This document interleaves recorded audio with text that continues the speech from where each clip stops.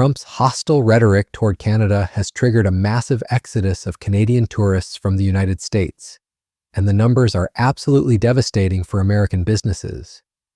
What started as political posturing has now become an economic disaster that's costing the U.S. billions of dollars and thousands of jobs.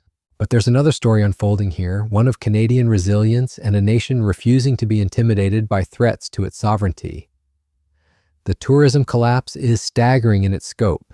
Canadian travel to the United States has plummeted to historic lows in 2025, with some of the steepest declines ever recorded between the two countries.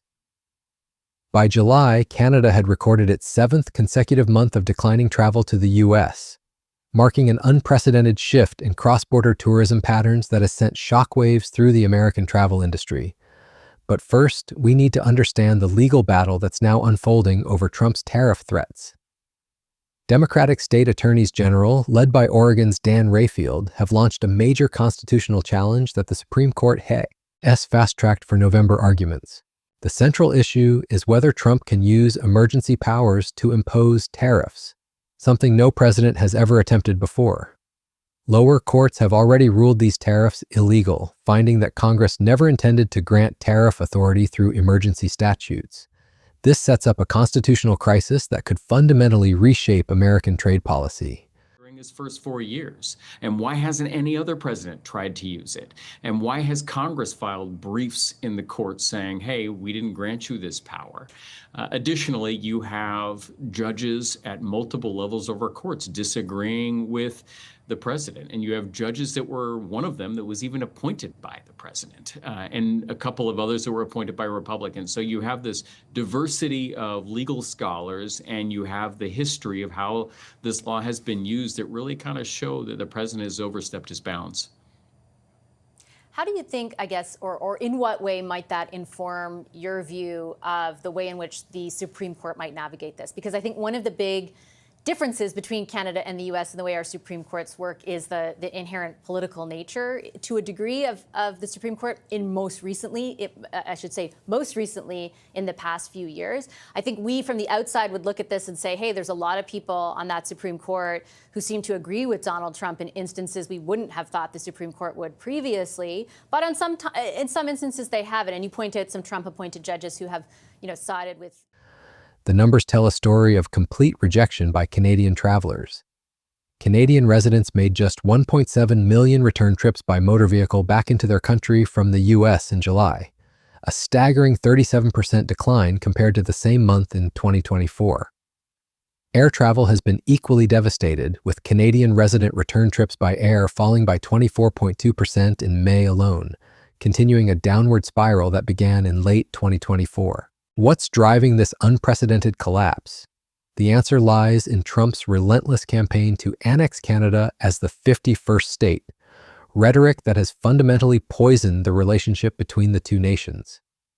In March, when addressing Canada's concerns about tariffs, Trump doubled down on his aggressive stance, posting on Truth Social that the only thing that makes sense is for Canada to become America's cherished 51st state, claiming this would make all tariffs and everything else totally disappear. But Canadians aren't buying it. They're standing up instead. In a remarkable display of national unity, Canadians have channeled something deeper than political resistance. Like the beloved Canadian actor John Candy's characters who would pivot when pushed too far by someone richer or more powerful, Canadians are standing up for what's right. When faced with threats to their sovereignty and identity, they're responding with determination and dignity, embodying the spirit of resilience that defines their national character. And I think this is apt because, John's stories, the stories he'd tell, the stories that TIFF platforms, our current times make them all the more precious. We're in a more dangerous, divided, and intolerant world. In Canada, our sovereignty, our identity has come under threat. And when Canadians heard those threats, they channeled their inner John Candy, stood up. The psychological impact of Trump's threats cannot be overstated. About 3/4 of Canadians now say Trump is dangerous, and favorable views of the U.S. among Canadians are at an all-time low. This isn't just political disagreement, it's a fundamental breakdown in trust that has real economic consequences. Canadian Foreign Minister Melanie Joly captured the sentiment perfectly when she told CNN that President Trump wants to put Canada into a state where they are much more weakened economically in order eventually to annex them. Interestingly, polling data from multiple sources, including internal government polls, shows something remarkable happening in Canada. People are less afraid of tariffs and Trump than they were initially.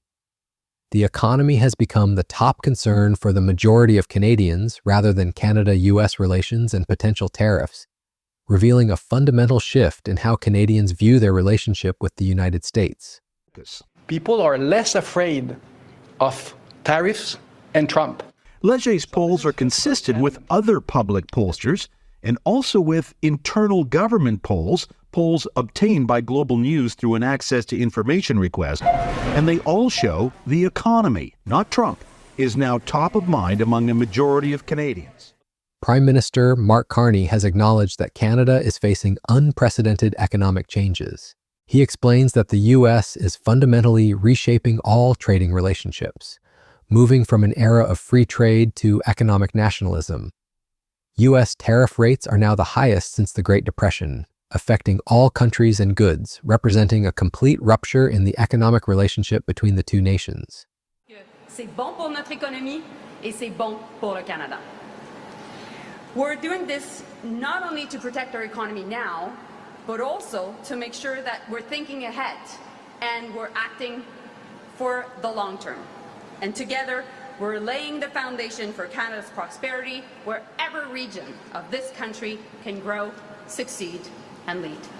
And with now, indeed, and now, it is my pleasure to present you the Prime Minister of Canada, Mark Carney.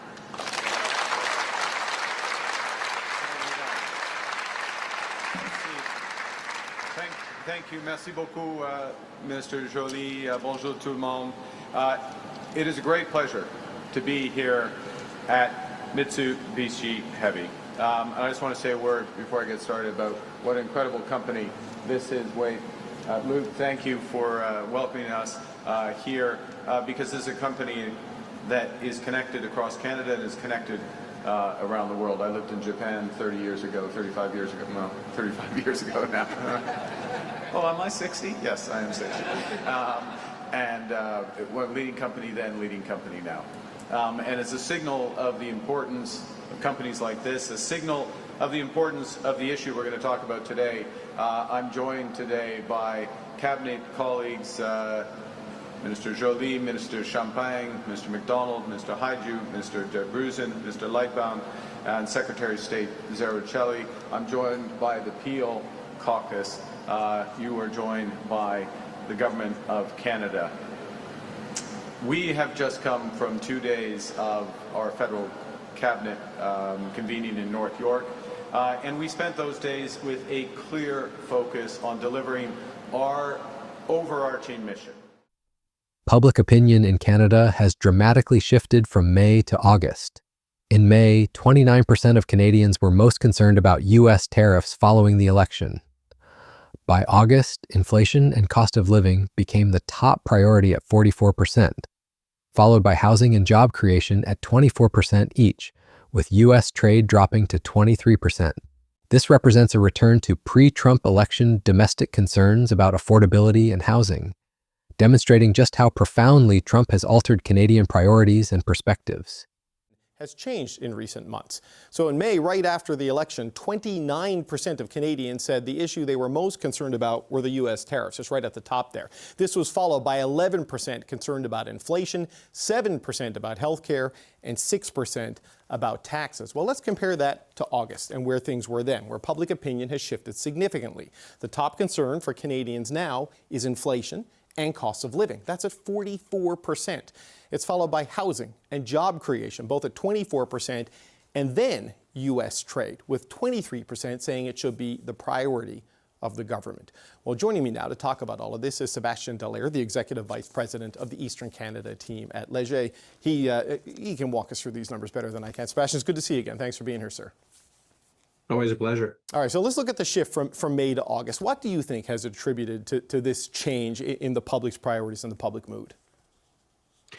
Interestingly, what we're seeing is a return to pre-Trump, pre-election concerns. For the past 2 years before this, it was about affordability, cost of living, access to housing. And this is what we're seeing again. What is different is now Trump, compared to where we were a few months ago, where everybody was worried about Trump, there was a lot of fear. Now Trump is the main backdrop to the same concerns that were there about a year ago. So the context has shifted. The border anxiety remains palpable despite this shift in priorities. New measures requiring Canadians to register with Homeland Security for stays of 30 days or more, combined with reports of selective detainment, have made many Canadians feel unwelcome. Some have even begun describing the U.S. as a hostile state, language that would have been unthinkable just a few years ago. The economic devastation is spreading across the United States like wildfire. U.S. border cities that have traditionally relied on Canadian visitors are being hit the hardest.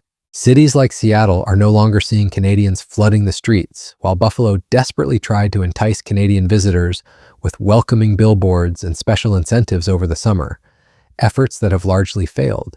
Patrick Kaller, CEO of Visit Buffalo Niagara, admitted that their efforts weren't working and the customary wave of Canadian visitors never arrived. The ripple effects extend far beyond traditional tourism destinations. One New York golf club reported losing $400,000 in Canadian revenue alone, a staggering loss for a single business. Multiply that across thousands of businesses in border states, and the scale of the economic damage becomes clear. Predictions made earlier this year are proving to be conservative. Tourism Economics had anticipated a 20% drop in Canadian travelers to the U.S., but by the end of summer, year-to-date Canadian visitation numbers had dropped about 25%, exceeding even the most pessimistic forecasts. The United States now stands to lose $30 billion international tourism dollars this year, with Canadian travelers representing a massive portion of that loss. This isn't just about one country, it's part of a broader pattern of international rejection of the United States under Trump's leadership. European arrivals to the U.S. recorded a 17% decline this past spring, suggesting that Trump's hostile rhetoric is driving away tourists from multiple countries. Meanwhile, Canada is experiencing the opposite effect. While U.S.-bound travel declines, Canadian domestic tourism is booming. Hotel occupancy rates hit 77.6% in July, the highest level since 2019. The Canada Strong Pass, a summer tourism initiative celebrating strength and unity, drove increased visits to Canadian museums, historic sites, and national parks. Canadians are literally choosing to support their own economy rather than spend money in Trump's America. The shift in travel patterns is revealing. Many Canadians are now flying over the United States entirely, heading to Mexico, Latin America, and the Caribbean instead. Tourism Economics reports that more Canadians are headed to these destinations that welcome them with open arms rather than threatening their sovereignty. Airbnb reported a nearly 20% increase in domestic travel searches within Canada, while passenger volumes on domestic flights rose 7.4% year-on-year in April. The damage to specific U.S. states is severe and measurable. Florida, California, Nevada, New York, and Texas, traditionally the most popular destinations for Canadian visitors, are all seeing significant revenue losses. New Hampshire, which borders eastern Canada, is experiencing what officials describe as a dramatic drop in Canadian tourism. In Bellingham, Washington, vehicle crossings from Canada have fallen by nearly 50%, devastating local businesses that have built their models around cross-border trade and tourism. Despite desperate outreach campaigns, including California Governor Gavin Newsom appearing in video messages and New York's Adirondacks region releasing public statements assuring Canadians they remain welcome, none of these efforts have reversed the trend. The political implications are staggering. Trump's annexation rhetoric was supposed to be a negotiating tactic, a way to pressure Canada into more favorable trade deals. Instead, it has backfired spectacularly. Rather than weakening Canada's resolve, it has strengthened Canadian unity and nationalism in ways not seen in decades. Canadian Prime Minister Mark Carney, who won his election partly by standing up to Trump's aggression, made Canada's position crystal clear during his meeting with Trump. He stated that as Trump knows from real estate, there are some places that are never for sale, and having met with the owners of Canada over the course of the campaign, it's not for sale and won't be for sale ever. Trump's response of never say never only reinforced Canadian perceptions that he remains a threat to their sovereignty, further poisoning the relationship and ensuring that the tourism boycott will continue. The data shows this isn't a temporary blip. It's a fundamental shift in how Canadians view the United States. Canadian resident return trips from the U.S. by automobile declined by 37.4% in May, while air returns dropped 17.4%. These aren't small fluctuations. They represent a massive rejection of the United States as a travel destination. Even more telling is what Canadians are doing with their travel dollars instead. Returns from non-U.S. countries rose by 9.8% in May, showing that Canadians haven't stopped traveling. They've simply stopped traveling to the United States. They're taking their money elsewhere to countries that treat them with respect rather than threats. The long-term implications for U.S.-Canada relations are profound. Tourism isn't just about economics, it's about people-to-people connections that form the foundation of international relationships. When millions of Canadians stop visiting the United States, it breaks down the personal connections that have historically bound the two countries together. The irony is palpable.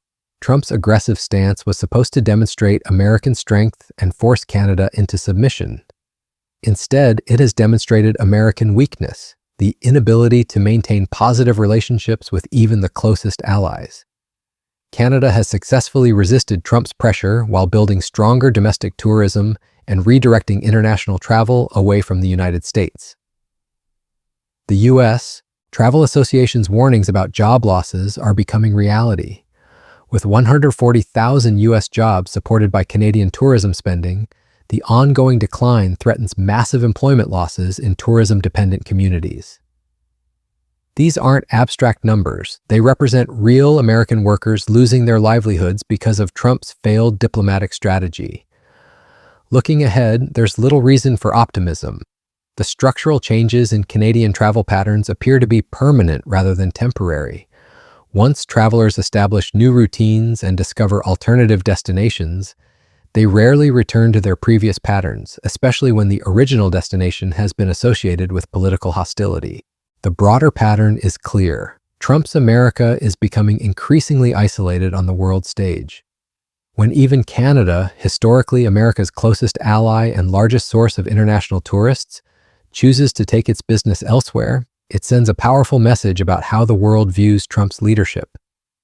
This tourism collapse represents more than just lost revenue. It's a rejection of Trump's vision of American leadership. Instead of making America great again, his hostile rhetoric toward allies has made America a place that even friendly neighbors prefer to avoid. The $30 billion in lost tourism revenue is just the beginning. As international travelers increasingly view the United States as unwelcoming and politically unstable, the long-term damage to America's reputation as a travel destination could last for years beyond Trump's presidency. Canada's message is clear. Sovereignty is not for sale, and neither is their tourism spending. Trump's annexation rhetoric hasn't weakened Canada. It has strengthened Canadian resolve while devastating American businesses that depend on cross-border tourism. The ultimate irony is that in trying to force Canada to become the 51st state, Trump has instead pushed America's closest neighbor further away than ever before. The economic consequences are severe, the diplomatic damage is profound, and the recovery will take years. This is what happens when hostile rhetoric replaces diplomatic engagement. Everyone loses, but Trump's America loses the most.